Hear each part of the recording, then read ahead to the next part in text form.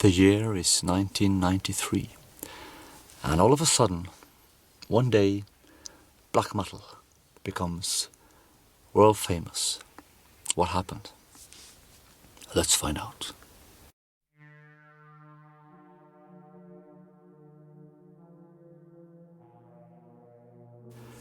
During the year 1992, Euronymous was running his shop into the ditch. He was supposed to have a record company and a shop and run it, but he was a terrible businessman, and when he released my debut album, the Burzum debut album, he had to ask me for the money to afford it. And when he sold out all the copies, and he did quite fast, I think it was printed in 1,000, maybe 500 even. 500 CDs and 500 LPs. Anyway, when he had sold everything out, he didn't have the money to print more.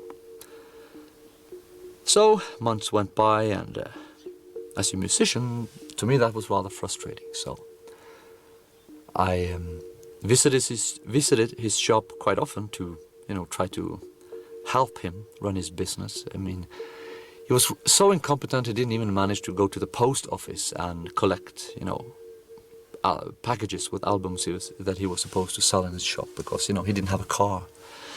And the gods forbid, taking the bus or walking would be too hard, I guess. So I visited him and I drove him to the post office. I tried everything I could to help him. And eventually I kind of gave up. So I wanted to start my own record company and just release my music myself. He didn't like it very much. And in what's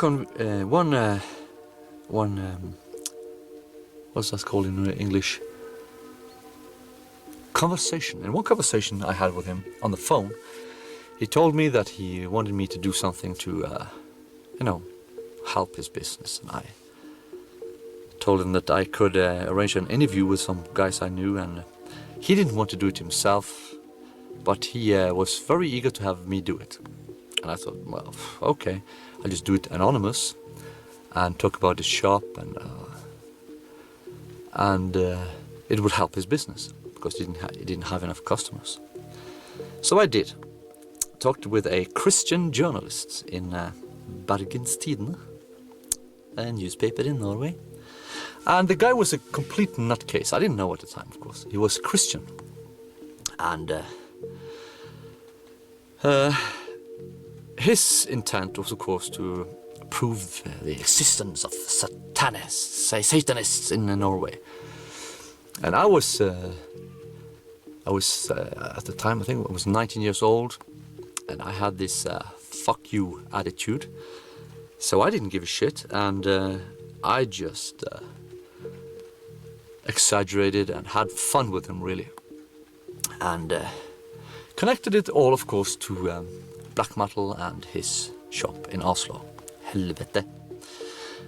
And the journalist left. He wanted to check my claims with the police and so forth, because all of this was linked to church burnings and everything. And of course, my idea was that if the cops came and wanted to ask me about the church burnings, all I could do was to say that, hey, I talked to the journalist to mock him. I pulled his leg. I haven't done anything. Nobody I know have done anything. Bye-bye. And that would be it. Which, of course, is true. Had people in the scene had a brain, but of course they didn't. But anyway, he called the police, and he was supposed to call me and run the story through the phone, tell me the story through the phone, and I would be able to confirm it or not.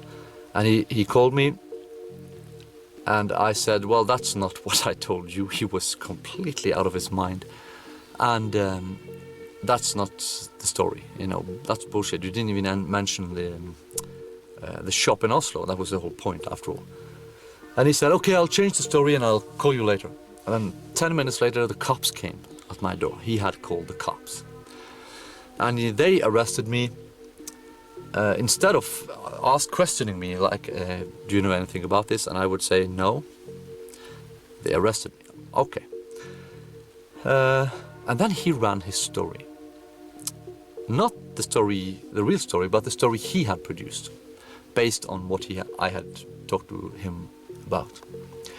And then the cops asked me, did you give an interview to this or that guy yesterday? And I said yes.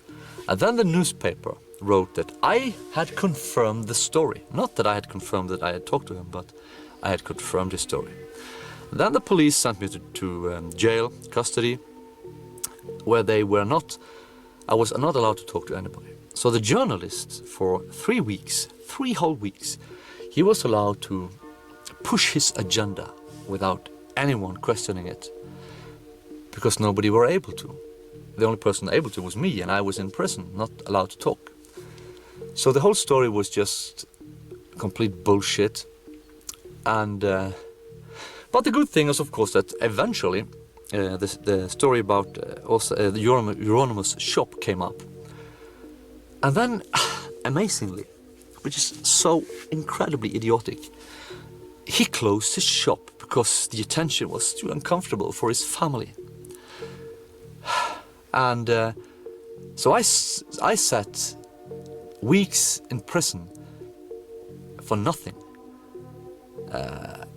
He closed his shop rather than use this opportunity, which was the whole purpose to begin with. And he was in on it. He had asked me to do it. He closed his shop because his parents thought it was too uncomfortable for his family. You know, the attention wasn't comfortable. And during my incarceration, they took all my clothes, of course, and I was supposed to go to court and argue to get out. And the police, I talk about this because I always have this comments from people who say that, yeah, you wore Venom t-shirts, you were a Venom fan. I never was. The fact is that I sold Venom t-shirts in Bergen to make a living. And I had a whole box of Venom shirts, and some other shirts for that sake. And the police went to my apartment to get some clothes for me, because they had taken everything I had.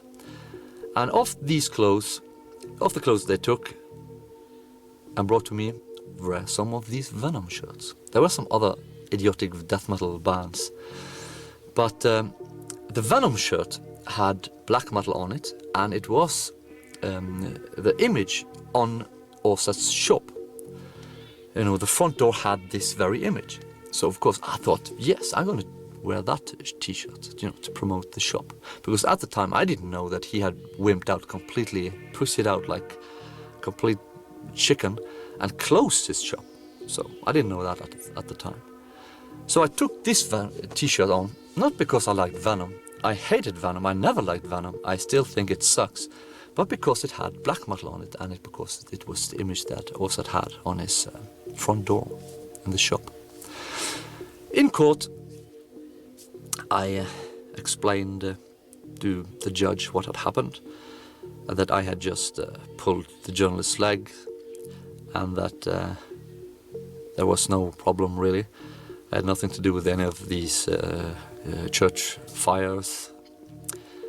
And of course he had a brain, he reasoned, so he said that, okay, that makes sense, bye-bye, you can go. And that was it. The whole case just crumbled. Bam! There was no evidence, it was just bullshit. Of course, the guys in the scene who had burned churches, including Euronymous, they were really scared, but of course for no reason. Why would they be scared? If you burn a church, how are they going to prove it? So, they were, some of them were questioned by the police, but of course, nothing happened. Nobody were persecuted, nothing. Everybody could just go home. Nobody were even arrested except me. So, that was it. Nothing happened. This was not the reason why anybody were arrested.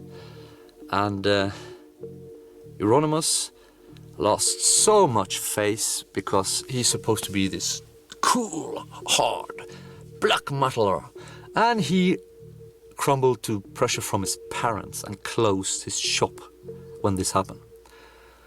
Everybody in the scene were just laughing at him because, you know, what a fucking loser.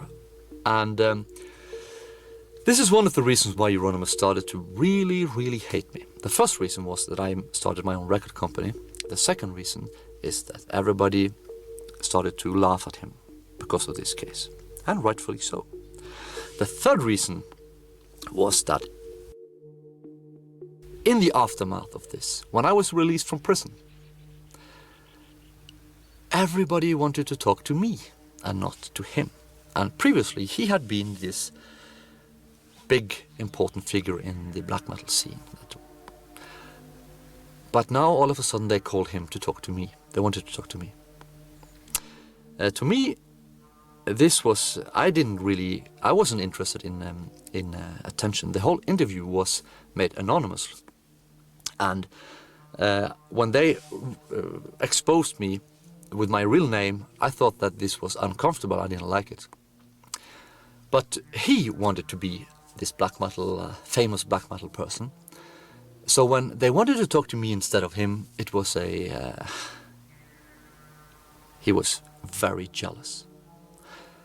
And this was the third reason that he started to really, really hate me.